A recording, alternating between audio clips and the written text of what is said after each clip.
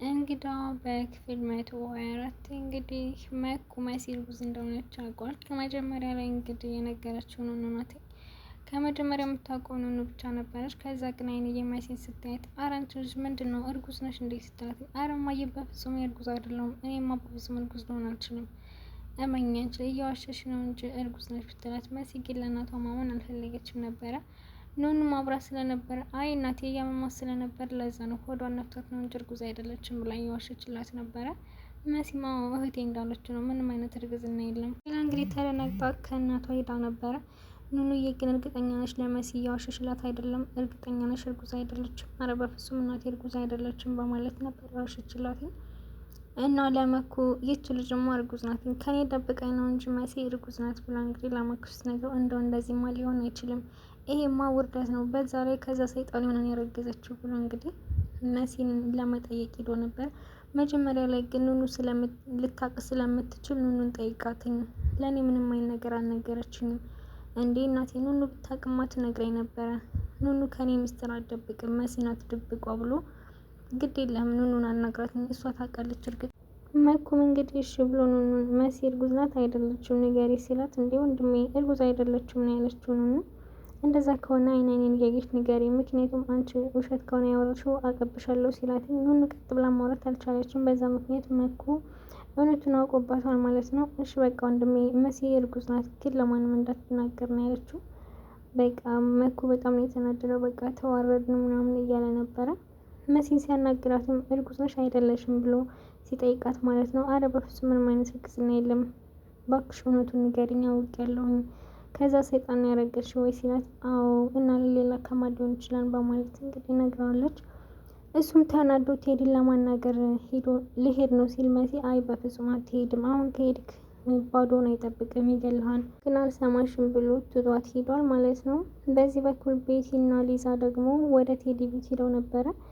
ቤቲ እንግዲህ ከዚህ በፊት ቴዲ ብዙ ነገር አድርጓታል። መሲ የእሱ ሚስት እንደሆነች በዛ ላይ አሁን መሲ እርጉዝ እንደሆነች አታውቅም። ቤቲ ግን ከዚህ በፊት ብዙ ነገሮችን እንዳደረገ እያወቀች ቴዲን ለመጠየቅ ከሊዛ ጋር አብሮ ሄዶ ነበረ።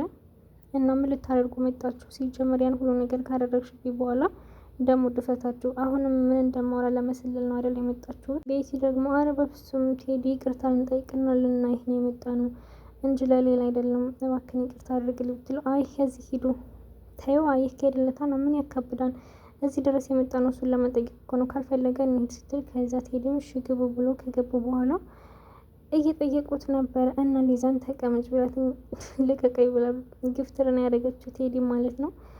እና ወይኔ ተጎድቶ የለም እንዴ እያለች ቤቲ በቃ በረዶ ላምጣልህ ብላ ስትሄድ፣ ቴዲ እንግዲህ ሊዛን ተኩሮ ሲያት፣ ምንድነው ምን እያየ ነው ሰውዬ ፊቴ ላይ ምንድነው ያለው እንዴ? ፊትሽ ላይ ያለውን አላየሽውም እንዴ?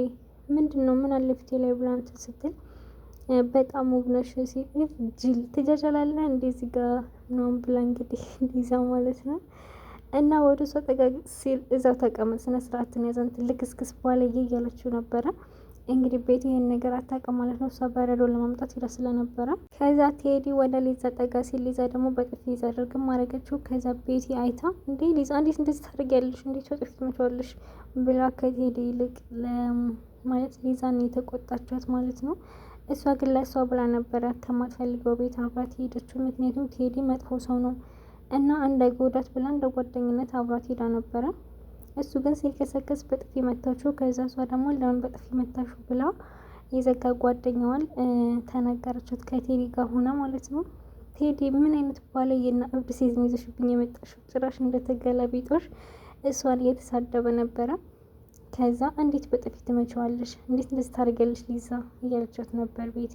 እውነት አንቺ ሰው አይደለሽም፣ በጣም ርካሽ ሴት ነሽ፣ ሁለተኛ ላይሽ አልፈልግም ብላ እንግዲህ ሊዛም ተቆጥታ ነው የሄደች ማለት ነው። ግን ለቤቲ ምንም አይነት ነገር አልነገረቻትም። ሄድ እንግዲህ መሲና መኩን ከመንገድ ላይ ያገኘቻቸው። መኩ ወደ ቴዲ ቤት ሊሄድ እየተገለገለ ነበረ። ኧረ እባክህን ወንድሜ አትሄድ፣ ቴዲ በአሁኑ ይገላል፣ ብቻውን አይጠብቅም ብትለውም ሊሰማት አልቻለም። ሊዛም ኧረ በፍጹም አትሄድ፣ እርግጠኛ ነኝ ቴዲ ቤት ልትሄድ ይሆናል እና ለምንድን ነው የምትሄደው? ድጋሜ ልትጣላ ነው ብትለው፣ ሁለታችሁም እንዳትከተሉ ብሎ እንግዲህ ሄዷል ማለት ነው። ቴዲ ደግሞ ቤቲን በቃ ልሸኝሽ እኔ የምሄድበት አለኝ ብሎ እሷን ከሸኛት በኋላ ሄለን ወደ እሱ መጥታ ነበረ እኔ ምልህ እንደዛ ያን ሁሉ ነገር እያወራው መቼስ ከእነሱ ለማምለጥ ብለህ ነው የዋሻው? እንዴት እንደዚህ አይነት ውሸት ትዋሻለህ? ስለምንድን ነው የምታወሪው ሄለን? አይድ ስለምን እያወራው እንደሆነ ይገባሃል? ምን ላምጣልሽ? ቤቱም አልተጸዳም፣ እያየሽ ነው። ምግብም የለም። ወይ ደግሞ ከውጭ አዝዤልሽ አብረን መብላት እንችላለን። እኔ ርቦኝ አይደለም የመጣሁት። ስለምን ላወራ እንደመጣሁ ታውቃለህ። ስለዚህ በስርዓት አናግረኝ እያለችው ነበረ። ስለዛ ነገር ማውራት አልፈልግም። አንድ ያውርቻለሁኝ። ወደ ሳይሆን በግድ ታወራለህ። ስለምንድን ነው ያወራው? ቆይ እንደዚህ አይነት ውሸት እንዴት ትዋሻለህ? እያለች ሄለንም ማመን ስላልፈለገች ቴዲን ድጋሚ እየጠየቀችው ነበር። ቴዲ እንግዲህ የተናገረው ነገር እውነት ነው፣ ግን ማንኛቸውም ማመን አልፈለጉም። ምክንያቱም ሄለን ማመን ያልፈለገችበት ምክንያት ከዚህ በፊት ኑኑ ብዙ ነገር አድርጋታለች። ኑኑ ልጇ እንደሆነች ስታስብ ከዚህ በፊት ያደረገችውን ነገር በሙሉ ነው ስታስታውስ የነበረው። ምክንያቱም ሄለን ኑኑ ላይ ብዙ ግፍ ፈጽማለች። የእሷ ልጅ አይደለችም ብላ ስለምታስብ ማለት ነው። የሌላ ሰው ልጅ ናት። ስለዚህ በሌላ ሰው ልጅ ላይ ግፍ ፈጽም ኖርማል ነው ብላ በዘጋ ልጇ ላይ የማታደርገውን ነገር በሌላ ሰው ልጅ ላይ ያደረግኩ ብላ ግን በዘጋ ልጇ ላይ ነው ስታደርግ የነበረው እና ሊሆን አይችልም፣ ብትሆን ራሱ መቀበል አልችልም ነው ያለችው ሄለን ማለት ነው። ምክንያቱም ስራዋን ስለምታውቅ እና መኩ ወደ እሱ ቤት እየሄደ እንደሆነ ለቴዲ ተደውሎ ስልክ ሲነገረው አይ በቃ ሄለን መሄድ አለብን ነው ያለው።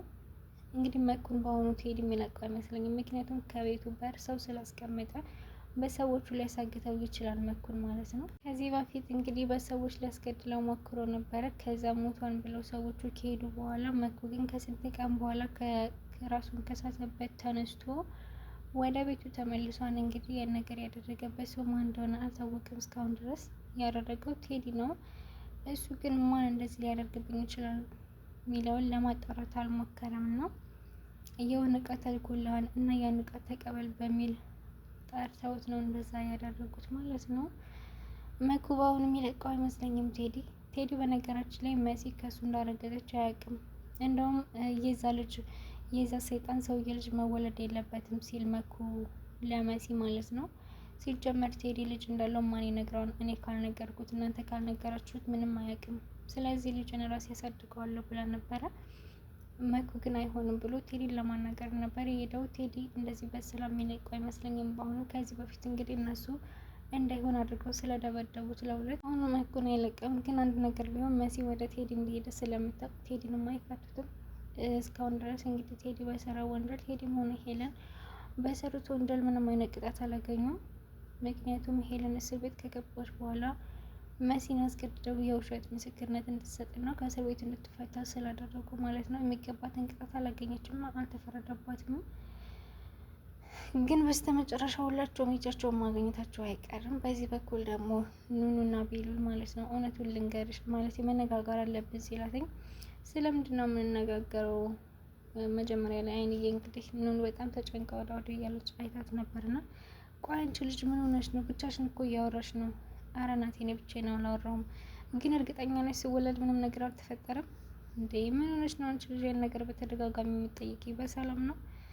አዎ በሰላም ነው እናቴ፣ ያለ ምን ምክንያት አልጠይቂኛችሁም። ቆይ ምን ሆነሽ ነው ንገሪ ብትላት ምንም አልሆንኩም፣ ምንም ከሌለ ችግር የለውም ነው ያለቻት ማለት ነው አይንዬም። ቤሉል እንግዲህ ከውጭ ደም መነጋገር አለብን ሲላትኝ ኑኑ ማለት ኤልሹ እየሰማቻቸው ነበር። ግን እዚህ ቤት ውስጥ ማውራት አንችልም እና ከዚህ ቤት ውጭ ነው ማውራት ያለብን ብሎ ቤሉል ወደ ውጭ ሲሄዱ እንግዲህ ኤልሹ ከዚህ ቤት ምን እየተፈጠረ ነው ማለት ከኔ ተደብቀው ምንድን ነው የሚያወሩት? በተለይ ከዚች ከኑኑ ጋር ከዚህ በፊት እንግዲህ ሄለን እና ኑኑ ሲያወሩ ሰምታ ነበር እና ምርመራ ማድረግ አለብሽ ስትላት ሄለን እኔ ምርመራ አላደረግም ሲጀመር እኔ ልጅ አይደለሁም ስትል እንግዲህ ሰምታ ነበረ ኤልሹ ማለት ነው። ምንድነው ስለምንድን ልጅ ነው ስታወራ የነበረው ስትላቸው ማንኛቸው ምንም አይነት ነገር መልስ አልመልሱላትም። በዛ ምክንያት እንግዲህ ተጠራጥራለች ማለት ነው። ምን ተፈጥሮ ነው ብላ እና አይንዬን ጠርታ ልጅሽ ምንድነው ከዚህ እያለች ከእናቴና ከወንድሜ ጋር የምታወራው የምትሸኳሸፈው ምንድን ነው ስትላት እኔ አላቅም ስለምንድን እንደምታወራ አንቺ ነሽ ደግሞ ቀር የምትከታተያትኝ ስለዚህ አንቺ ጠይቅሽ እንጂ እኔ ታውቂ ነው የምትጠይቂ ማለት ነው። አንቺ እናቷ አይደለሽ እንዴ? ከእናቷ ደግሞ የምትደብቀው ነገር የለም። ስለዚህ የምታውቂውን ነገር በሙሉ ንገሪኝ። እኔ ምንም አላውቅም። ቆይ ምንድነው አሁን ደግሞ ከወንድሜ ጋር ነው የሄደችው? ድሀ አይደለች እንዴ? ለምን አንገቷን ደፍታ አሰራ? ምን በወጣት በዚህ እድሜዋ አንገቷን ደፍታ የምትሰራ? ስንት የልጅ አሮዬ እያለ አይን እየበላት እንደዛ ብለን እየተከራከረችላት ነበረ። ምን ማለት ነው አሁን? እና እናንተ ከዚህ ቤት ያላችሁት ለምንድን ነው? ምን ልታደርጉ መጣችሁ? እንዲሁ ብላችሁ እኮ ደግሞ ልትኮሩብን ባልሆነ ከኛ ቤት ለምንድን ነው የምትኖሩት ታዲያ? ድሀ ስለሆናችሁ አይደለም እንዴ? ድሀ ባይሰርቅም ሌባ ነው የሚመስለው፣ ባይርበውም እየራበው ነው የሚመስለው በማለት እንግዲህ ብቻ ድሀ እንዳልኩሽ ነው እና እንደዚህ የትኩራሩ አይገባም ብላ አይንዬ እየተናገረቻት ነበረ። አይንዬ ቆይ አንቺ እንዴት እንደዚህ ታደርጊያለሽ? እኔ እኮ እናትሽ እሆናለሁ። የምን እናት ነው የምትይው አንቺ ሴትዮ? አንቺ የቤት ሰራተኛ ነች፣ ስለዚህ እያልኩሽን ሁላ ታደርጊያለሽ እያለኝ ኤልሹ እየተመነቀረችባት ነበር አይንዬ ላይ ማለት ነው። በነገራችን ላይ በስተ መጨረሻ ኤልሹ ራሱ አይንዬ እናቷ እንደሆነ ስታውቅ በጣም እንደምታዝን እርግጠኛ ነው። ምክንያቱም እንደዚህ የምታንቋሽሸው የዘጋ እናቷን ስለሆነ ማለት ነው። ትልቅ ሰዎች መከበር አለባቸው። እናታችን ሆኑም አልሆኑም በቃ ይሄ ሰው እናቴ ቢሆንስ ብለን አስበንም ቢሆን ማክበርና መከበር አለበት። ይች ልጅ እንግዲህ እንደዚህ የምታንቋሽሸው የዘጋ እናቷን ባለማወቅም ቢሆን እሷ እናቴ ብላ ምጠራት ሌላ ሴት ናት። እዚህ ጋር ደግሞ ሰራተኛ ብላ ምጠራት የዘጋ እናቷ ናት።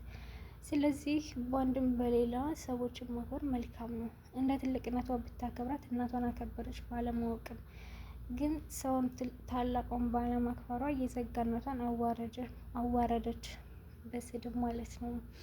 እና እንደዚህ ባይሆን መልካም ነው። ያው ድራማ ቢሆንም ታላላቆቻችንን ማክበር መልካም ነው። እንደዚህ ማዋረድ ደግሞ መልካም ነው ብዬ አላስብም። እንግዲህ ቤሉ ደግሞ ኑኑ ይኸውልሽ አንቺ ምርመራ ማድረግ አለብሽ ብሎ ቢጠይቃት እሷም ምንድን ነው አንቺ ግን ያወራው ነገር በሙሉ ምንም አልመሰለሽም ማለት ነው? ከጊዜ በኋላ ምንም ግድ የለሽ ነሻል። ለነገሮች ግድ አይሰጥሽም። ምንም ነገር ምንም አይመስልሽም። ግድ ሰጥቶኝ ምን እንደተፈጠረ አይተሃል። ምን ተፈጠረ? ክህደት ነው የተፈጠረው። ስለዚህ ለምንም ነገር ግድ የለኝም። ቤሉልም እንግዲህ እሱ እንዳይውና አሁን ልናወራ የፈለግነው ስለ ዲኤንኤው ነው። ይኸውልሽ ኑኑ እህቴ እንዳልሆነች ማለት የኤልሹ እህቴ እንዳልሆነች ታውቂያለሽ። እኔ ደግሞ ይሄን ቤተሰብ መተውና ይሄን ቤተሰብ አይደለም ብዬ ማሰብ አልችልም። ስለዚህ እባክህ ቤሉል ህይወቴን አትበጥብጠው፣ ምንም አይነት ምርመራ አላደርግም በማለት እንግዲህ ኑኑ ቤሉልን ጥላ ሄዳለች። ያው ሁላቸውም ማመን አይፈልጉም። ኑኑም የሄለን ልጅ መሆን አትፈልግም። ሄለንም ኑኑ ልጅ አሁን እንድትገኝ አትፈልግም ማለት ነው። እስካሁን ድረስ ያልሰሙት ሄለን እና ኤልሹ ብቻ ናቸው። ሌሎቹ ያውቃሉ ማለት ነው። ግን ማመን አልፈለጉም። ኑኑ ማመን አልፈለገችም። ሄለን ማመን አልፈለገችም። ግን ቴዲ አሁን እውነቱን ሲነግራት ምርመራ ማድረጉ አይቀርም ማለት ነው። እንግዲህ ዶች እንግዳ በክፍል 125 ይመስላል። በክፍል 126 እስከምንገናኝ ቸር ሰንብቱ።